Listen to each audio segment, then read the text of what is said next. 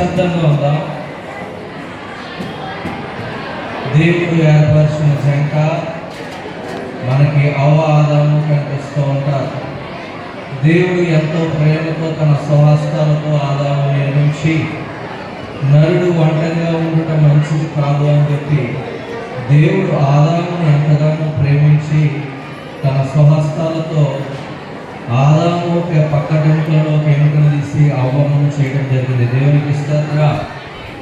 అయితే అవ్వమ్మ ఆదాముకి సాటైన సహాయంగా ఇవ్వబడింది. ఈ రోజున ప్రతి మానవాళికి కూడా ఆదాము లాంటి మన మగవాళ్ళందరికీ కూడా దేవుడు సాటైన సహాయం సమకూర్చుకుంటూ దయచేస్తాం. అయితే ఆ సాటైన సహాయం దేవుని చేతిలో దేవుడు సమయం